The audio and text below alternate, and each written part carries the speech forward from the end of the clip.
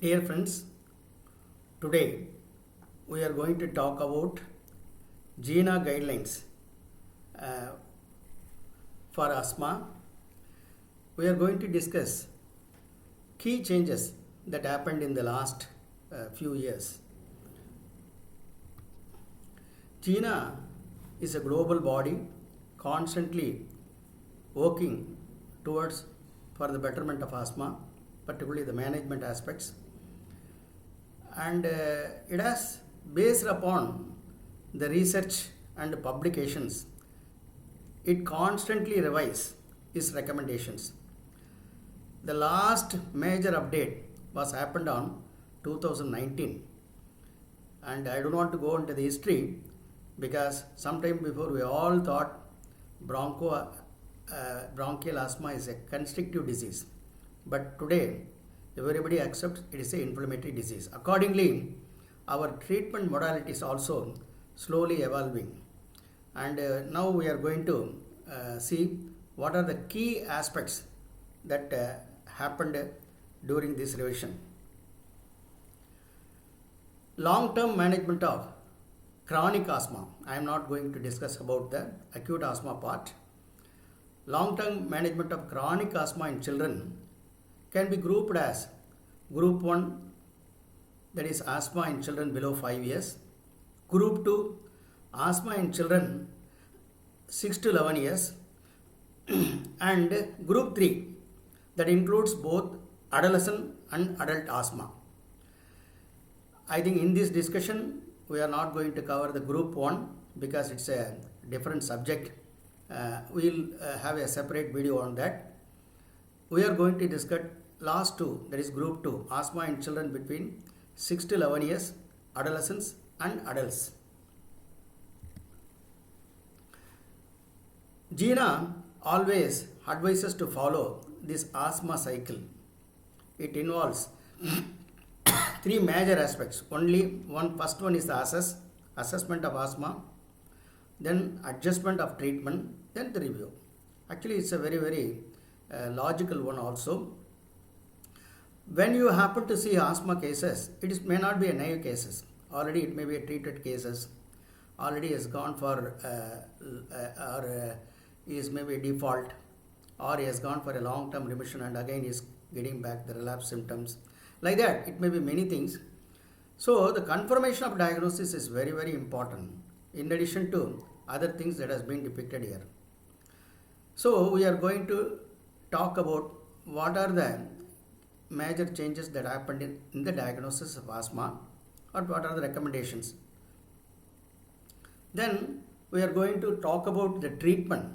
I already said today asthma is an inflammatory disease. Accordingly, everybody accepts it is the inhaled corticosteroids plays a very important role, and along with that, long-acting beta agonists, particularly formoterol, plays a major role. This combined combination is called as MART. We are going to talk about that as a recommendation.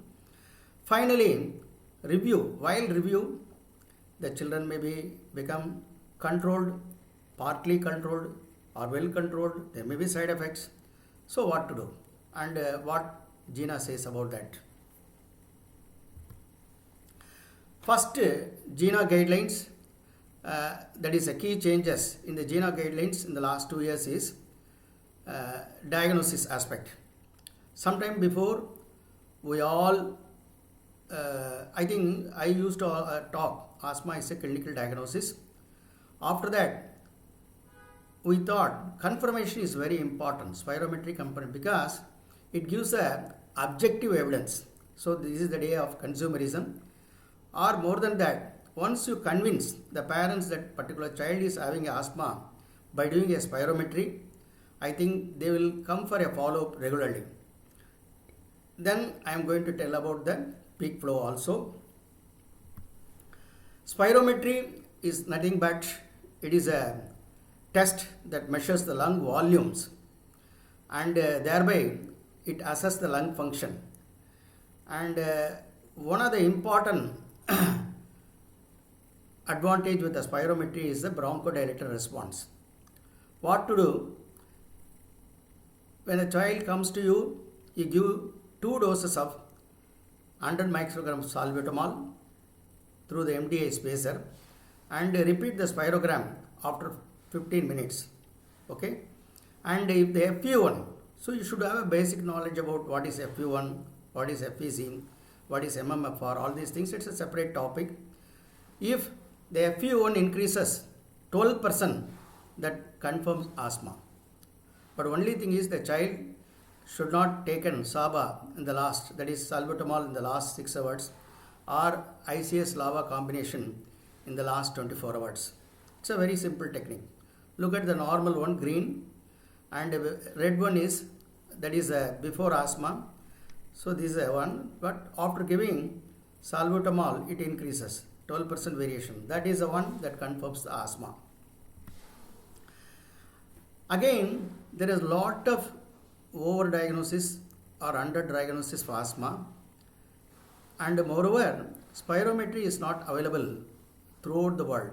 Particularly in some countries, the availability of spirometry is a problem. So what GINA says, you can use PFR also, that is peak flow meter also in the diagnosis. And this is a peak flow meter, mini Wright's peak flow meter.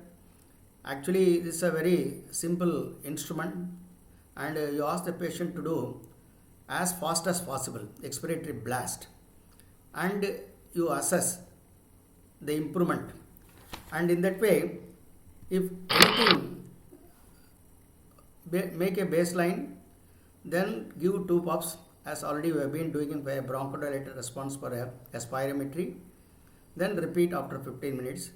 If PF is increases by 20%, it confirms asthma. It's very simple also, not necessarily to go and purchase, and only pulmonologists can keep this spirometry and all, and any person can have peak expiratory flow meter, and if you do that, the patient get convinced. That is very, very important. That is important key recommendation. So use both spirometry. If spirometry is not available, you can go for peak flow meter. That is what that GINA says. And again, with the spirometry, you can give a lot of information. I don't want to talk about this entire slide. And first of all, you should have to be knowledgeable about spirometry. And even sometimes even the bronchodilator is not available. You can have an exercise. What they say, ask the patient to do some exercises, stepping up or in the staircase for 10 minutes or something like that, and repeat. And there is a FE1 fall, 12% of FE1 fall. It also equally suggests it is also a response, exercise-induced response. That also says that it is a bronchial reactivity. That is a variable because after exercise is reading comes down, that goes with asthma. So next important recommendation by GINA is don't use SABA alone. This is a very, very important recommendation. I think it's one of the milestone. I can say that one. So sometime in the long-term management, you may prescribe 2 inhalers, budesonide, that is a brown one, and that levosalbutamol or something like that, it comes as a blue one. And sometimes we used to say when there is a small attack, you can use blue. That should not be there. So you have to go for both at least. That is what the recommendation says. That why they are telling like that? It is because people, when they use SABA frequently or a long-term basis, the beta receptor, the receptors down-regulated. So it is not going to respond. Some people say it's maybe a tachyphylaxis also. So there is a diminished bronchodilator response. Sometimes even rebound hyper-responsiveness also. That is the reason why GINA says don't use SABA alone while the treatment of attack. And this has been well supported by scientific guidelines. They say that there are a lot of ways, and this is appeared in 2019. What are the disadvantages of using SABA alone while treating an asthma attack? Third important recommendation is don't use the term mild asthma. Sometime before you called mild asthma, moderate asthma, severe asthma. I think majority of the people may come into the category of mild asthma. By telling that, what they think, there is simply a mild asthma, why should take medicine regularly? The doctor is giving regular medicine. I am a mild asthma patient only, why should I take? That is what the attitude. And the net result is, see what I'll show what is the reason for that. And GINA says, at least don't use mild asthma. If at all you want to say or you want to console with any other state, say apparently mild, but still you need treatment. That is what GINA says. The reason is, actually, when they happen to do research on mild asthma, major serious adverse events, particularly acute asthma, 30 to 37% of acute asthma happen only in this mild category. And roughly I can say 15% developing near fatal asthma. And another one is 15 to 20% are dying due to asthma only in this category. That is the reason why GINA says don't make a diagnosis of asthma, don't say it is a mild asthma. Otherwise, if you say that, they may not take the inhalers. If at all they take the only blue inhaler, they miss the brown inhaler, ICS. Okay, these are all, and some people say, my reliever gives me control over my asthma. That is, when they say, what that means that if they take blue, they immediately get a response. That's the reason why should I take ICS? What is the advantage? So it is convincing is very, very difficult also. So that is the reason why better not to use the terminology of mild asthma. Another important advice by the GINA, I can say as the fourth key change.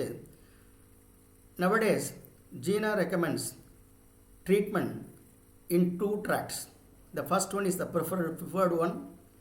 The second one is, if first one is not possible, go for the second one. That I'll show that one. See, that is the latest guidelines for asthma management in adults, adolescents about 12 years. Look at that. There are two. Okay. The first one is this preferred option. The second one is, actually it's an alternative option. Why GINA says that? The first one, now they are giving importance for that MART therapy that I am going to discuss little later. But unfortunately, this combined medication, that is MART, that is a combination of budesonide, low-dose steroid along with formoterol, may not be available in all the places. That is the reason why, and GINA advises, if possible, use the first one. Okay, that is a preferred option. If not, you continue the same one that we have been doing initially. There, the low dose treatment of steroid ICS goes for a long time. On top of that, we have to use reliever. That too, if you decide to use reliever, you always combine with ICS reliever along with ICS. So that is what it says, that by simply whatever may be the thing, either you choose first or second, steps like 3, 4 and 5 remains the same, because there we have to use this MART therapy, that is a combination of budesonide and formoterol. That is the reason why GINA says wherever possible go for first preferred one. If they are very poor, they are not able to purchase this combination, that is a MART, then you can go for the second one. That is what GINA says. Again, this one, see how it differs. In the initial treatment of management of asthma in about 12 years, if you use a MART, it's very simple, not necessarily to use daily basis. you can go for intermittent. That is in steps 1 and 2, not necessarily to use daily. See, why should you use daily? In that way they may feel happy. See, sometimes majority of the initial treatment you may start like that, and most of the people may respond to the low dose corticosteroids along with formoterol, and if you allow them to use intermittently while during symptoms, they may be happy. When they come after review, they are not controlled, you can go step up, and if still not controlled, you can go for step 4 like that and all. Same thing, if you start with step 3 when they are better control, you can come back like that. So that is the advantage of this therapy, and wherever possible the first track should be followed in the management of asthma. Then we will go into the MART. GINA advises why it chosen to use MART. There is a lot of long-acting beta agonists available. Among the two, salmeterol and formoterol. Formoterol is certain advantages. Both are long-acting beta agonists, but formoterol is acting very quickly. That is the reason why in MART therapy, GINA advised to combine budesonide along with formoterol.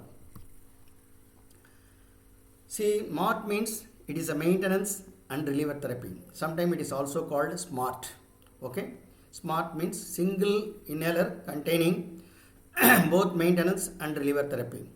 Okay, so in this combination, the formoterol dose remains the same, 6 microgram, whereas budesonide keep changing, 100, 200 like that. As I said, you can initially start with a low dose regime for children. If sometimes they may become all right, they will be comfortable with the 100 microgram, go ahead. If not, see how much I can use. Actually, what they say is in adult, you can go up to even 12. Such a combination, you can go, because since you are going to use as both as a maintenance, as a reliever, so you can go up to even 12. But children, many people say not to exceed 8 puffs. So in that way, this combination is a real breakthrough, and wherever possible in the management of asthma, particularly about 12 years, prefer to start with this MART therapy. Especially they start with low dose. That's what my advice. I think though it is called step up and step down, it is always advisable to start with a low dose, and if they are not responding, to go for higher dose. You can ask me, what is the reason why this real change? Actually, GINA last 10 years been conducting a lot of experiments. Why some people are dying due to asthma still there, still even after effective treatment and all. And the answer is, short-acting beta agonist is not that much very effective. That's the reason why they started combining long-acting beta agonists, particularly this formoterol. So the large trials, Sigma trial, shows that is a combination of ICS with the formoterol. It markedly reduces the episodes. That's what given here. And compare the three things. The last one is budesonide and formoterol group. There, actually, the use of the episodes, urgent medical care, systemic corticosteroids, all these things are all very, very less with the this budesonide formoterol. That's the reason why after extensive research on this subject, GINA come to advise use this combination, that is MART combination. And this is also another study. Actually, while use, there is a comparison between as needed ICS formoterol compared with as needed SABA. See, definitely 65% marked reduction. That's the reason why even as a reliever, this combination works and all. This I already talked partly while doing my 2-track therapy. So my suggestion is, while you using a MART therapy, you put them on steps 1 and 2 giving intermittent therapy, or if the child is already coming with more symptoms, daily or weekly symptoms, and or sometimes most of the days and all, go for step 4. So you can either put them on step 3 or come down, or you start with, I think I always do this step 3. That's a very important one, because you can use the low dose corticosteroid along with formoterol, and I asked to come after 2 to 3 months, and when they are comfortable, we'll continue for some more months, then we'll stop stepping down and all. That's the best way.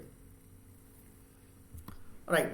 In that way, I already said it's very easy to tackle asthma in children above 12 years, because anyway in step 3, step 4, step 5, you are going to use this combination. That's the reason why sometimes even they are economically poor, you can start with this regime when you have very, very low dose, and you ask them not to waste.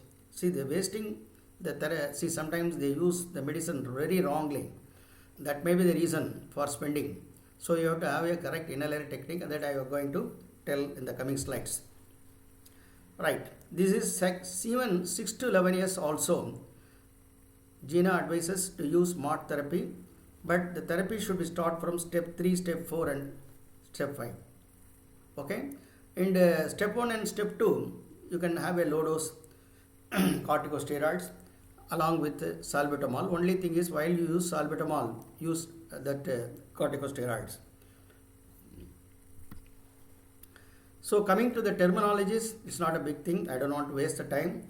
What GINA says that sometime before you use reliever, here now since you are using MART, use the terminology AIR, anti-inflammatory reliever. Okay, and MART I already said. In the maintenance also, instead of a controller terminology, you better go for maintenance or ICS maintenance therapy.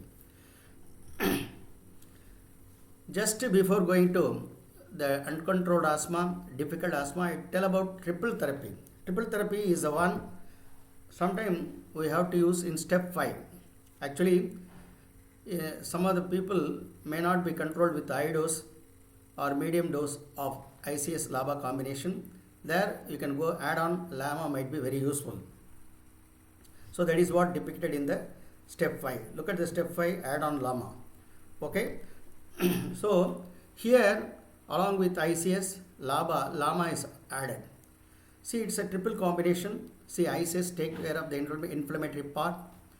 LABA is taking by giving increase the adenyl cyclase MP. It relieves the bronchoconstriction. LAMA, by reducing the cyclic GMP, it prevents contraction. In that way, this triple combination works sometimes very well. That can be tried in adolescents. I think various long-term LABA ICS combination along with the LAMA is available in the market, but these are all adult preparation. I go on to, and you go into the literature, and so many ways you can use this. So many preparations also available. A word about LTRA. Okay, actually this what they say, Brain Brazil is already warned that montelukast should not be used for a long term. Okay, and I don't want to waste the time on much, because researchers shows that there are a lot of side effects are going with montelukast if you took long term. But short term therapy, it can be still advisable in episodic or viral induced asthma, exercise induced asthma, obesity type of asthma. It's a separate phenotype. All these things, but only thing is, don't use for allergic rhinitis. It has no role in allergic rhinitis. So that too, if you use long term therapy, then it has some implications. So it may have lot of psychiatric and also manifestations and other things. You go into that literature. So that is what my advice. Finally, we'll go touch upon difficult asthma. I think it's a very difficult subject. You know, majority asthma controlled with a good treatment. only a small percentage go for uncontrolled asthma. This uncontrolled asthma is again divided into difficult to treat. Majority of the uncontrolled asthma is difficult to treat. That I am going to tell you. Severe asthma is a separate phenotype. I can say genotype. So you have to talk little about that also. So when the patient comes for review, you always ask these symptoms. That is symptom control, by asking, is there any day symptoms or night symptoms, or is there a liver usage or any activity limitation? All these things, nothing, then the child is well controlled. But unfortunately, some children fell put into the category of uncontrolled in spite of using maximum, even triple therapy or good amount of ICS, still not controlled. Then we have to call it as a difficult to treat asthma. You have to address all these issues, namely, it may be incorrect diagnosis, wrong technique, associated comorbids, or you are not addressing modifiable factors like environmental exposure and all. Okay, you have to be touching all these aspects is very, very important. If you touch or if you address all these things, majority of the children may become normal. Right. How to confirm the diagnosis? I think it's a clinical diagnosis. You always mug up this and you ask for variable respiratory symptoms that is there. Or if possible, try to convince them to go for repeat spirometry and all. Coming to the comorbids, I think most of the asthma children also have comorbids like allergic rhinosinusitis, adenoidal hypertrophy, reflux, or obesity. I think you have to address all these issues. I don't want to talk entirely each one, and you should know how to elicit, how to ask these symptoms of how the child is having allergic rhinitis, what are the symptoms of adenoidal hypertrophy. All these things should be, and once you control this one, you have a better control of asthma. See, most of the children, when they combine with that, without controlling comorbids, controlling asthma is very difficult. Right. What they say, 80% of the asthma do have associated allergic rhinitis. It's a very, very thing. That's the reason why people who treat asthma should have a thorough knowledge about the allergic rhinitis also. If the allergic rhinitis is not properly controlled, then asthma may not be getting controlled also.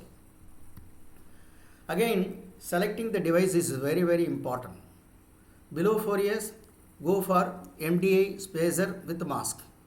But above 4 years, you can go for only MDA. Actually, what they say, this MDA spacer is a most versatile device. You should know how to use that. And nowadays, lot of changes that are available. Even the small volume spacers are found to be very, very useful. Children above 6 years can be tried, economically poor, or sometimes they are not able to purchase MDA or pressurized canisters and all. You can go for DPI also. But once you use DPI, they should know how to use. It needs a lot of force, inspiration. Once your child is advised to start use, they have a deep inspiration of 60 liters per minute. That is very, very important. In MDI, even 30 liters is enough. Nowadays, even auto halers are available. So you can knowledgeable all the right instrument should be. Some adolescents, managing the adolescents with asthma is very difficult. So you have to know their preference. Spacers have really done lot of, actually there is study conducted shows that even in adults, if they assess their MDA usage alone, they miserably fail. That's the reason why even adults should be prescribed with the spacer, because it eliminates the hand-lung coordination. If you use MDA alone in the mouth, so they need a respiratory coordination. Sometimes that may not be possible with most of the people. That's the reason why spacers obviates this hand-lung coordination and also reduces the local side effects. In fact, it increases the intrapulmonary deposition also, and it also, that cold crayon effect may be averted with the spacer. See, while treating an asthma, you should tell about what is allergens, because It is a modifiable fact. See, even if you give a correct treatment, the patient is constantly he gets exposed to allergens, particularly house dust mite, pollen, animal dander, or cockroaches. They may get symptoms. You should know how to avoid all these things. The irritants are the one that perpetuate the inflammation. Once they get sensitized, these irritants like dust, smoke, diesel particles, sprays, talc, all these things, because all this dust mite, pollen, they're all same size, around 20 to 30 microns. Body is not able to distinguish between these. That is the reason why once they get sensitized, they get symptoms even with these sort of the irritants also. Look at the dirty looking dust mite. Actually, dust mite is ubiquitous throughout the world. So you should have a knowledge about the dust mite, because most of the symptoms of asthma are due to dust mite. Actually, this dust mite, they may be on our skin, scaling our skin, bedroom, carpet, linen, pillow cover. So you have to know how to clean all this dust mite. Otherwise, asthma control become very difficult. There are several dust mite has been discovered. Dermatophagoides styronicinus, Dermatophagoides styrinae, and Blumia tropicalis. All these things, actually, various parts of the world, this dust mite is present. So you should make the parents to understand what is dust mite, and then how to clean, how to keep the room tidy. Sometimes the children may sleep with soft toys. Actually, soft toys may be full of dust mite, so you have to avoid that. Coming to the pollen, pollen is one, actually plants how they reproduce. Actually, by producing pollen, sometimes the pollen may travel even 3.2 kilometers in search of their flowers. So one important thing is diesel particles increases the allergenicity of pollen. That is one of the discovery. That's the reason why once the people are sensitive, they are living in a very traffic road, their symptoms may not get controlled. With a simple medication, you should make them to understand how to avoid pollen and how to avoid this diesel particles. Better avoid traveling in a very dusty road and all, very traffic road. That should be, because even I experience, once if we stand in a place where all the vehicles, they make a lot of diesel exhaust, then we'll get a symptoms like that. So you should give, even though it is small things, you have to tell them. Fungal spore, it is also is considered to be one of the very important in aggravating the symptoms of asthma. And even severe asthma is implicated with fungal sensitization. I think these are all separate topics. We'll talk some other day.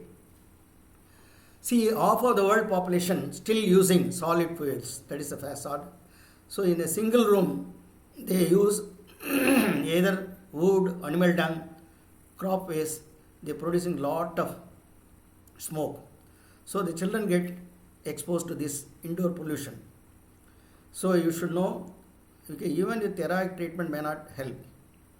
Again, you may be giving a good treatment, but the thing is, one of the adult in the family may be smoking.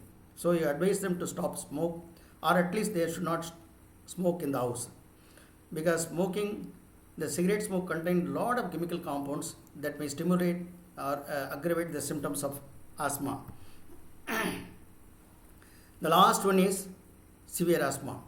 Okay, that's what we are going to say, that what they say is a very small percentage. They are considered to be a severe asthma because this is an entirely different phenotype or genotype, whatever you call it, and you have to identify this, and these are the group require different type of treatment. See, look at the step 5.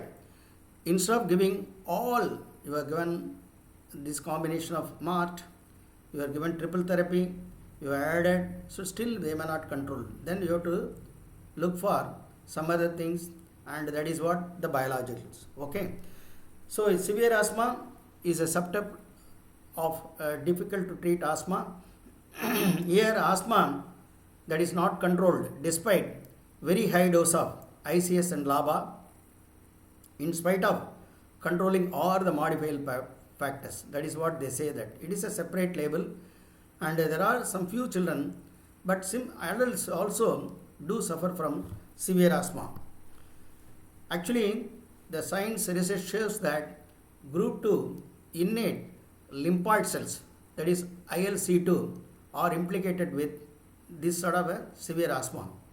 At one hand, they through the mast cell, through the eosinophil, they cause allergic inflammation, and through IL-33 and other things, they are also called neutrophilic inflammation. So it's a separate, severe asthma is a separate subject.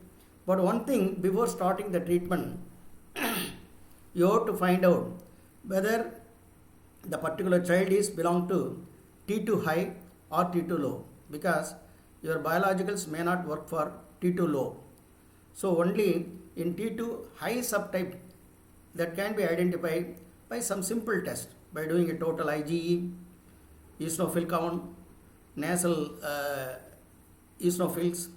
All these things will indirectly tell, or even pheno. All these things, that is a fractional nitric oxide, exhaled nitric oxide, all these things tell whether the particular child or particular individual is having T2 high or T2 low, and only T2 high should be subjected for biologicals. How biological acts? See, a decade ago, we all studied omalizumab. See, that is on this side, that is the right side. We all inhibiting IgE molecules. That is the first attempt. Now, actually, we are going to the root cause. Actually, this TSLP, that is thymus lymphocytic stromal protein, is the one. That is the one that is, it is a epithelial cytokine that starts the problem. That's the reason why we want to address this. That is called TSLP. So this biological, the name is tesepilumab, is the one directly stop TSLP. That is also in the market. And we all know when the antigen present cells present to T2 lymphocytes, the naive lymphocytes that become Th2 cell, for which we need IL-4. From this T2, it will become stimulate B cell. For that we need IL-4 and IL-13. So dupilumab is the one that prevent both. That's what it is also available in the market. We all know through IL-5, eosinophils get attracted more and more. There the mepolizumab is act. So that way, by inhibiting these interleukins, we can have better management of severe asthma, and that is what monoclonal bodies available as this monoclonal bodies against these interleukins are available as biologicals. Already I shown that the biologicals that is available for asthma in children are omalizumab.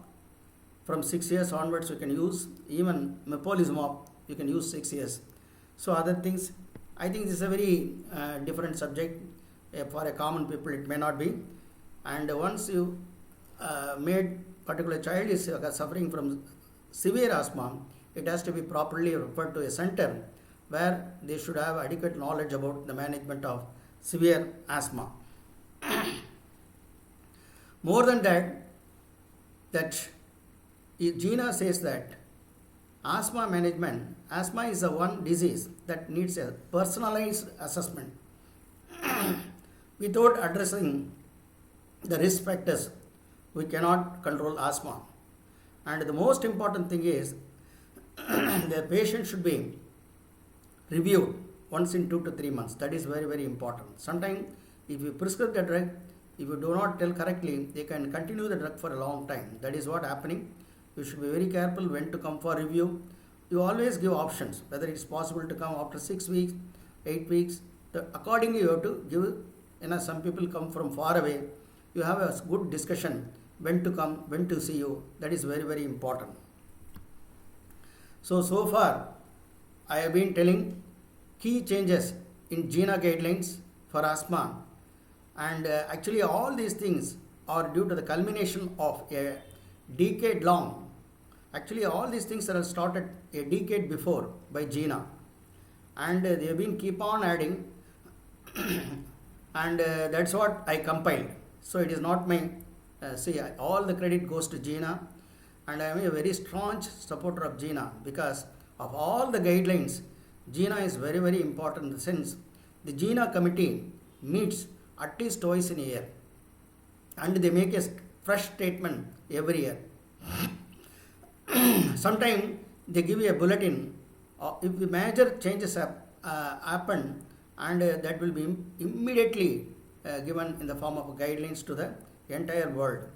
So far I have given 10 key changes.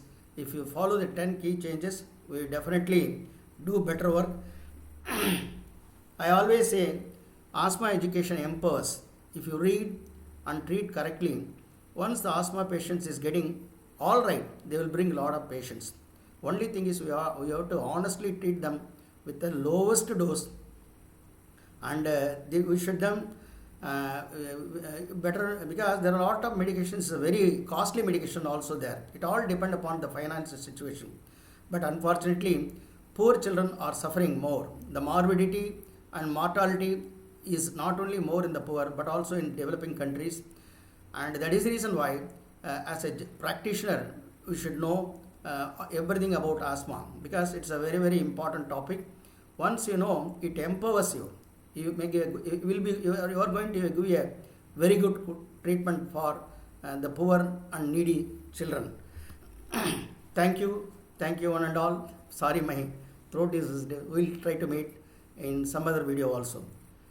Thank you. I personally, I all these my efforts, all what all I did is taken from this GI, that is GINA, Global Initiative for Asthma. Thank you one and all.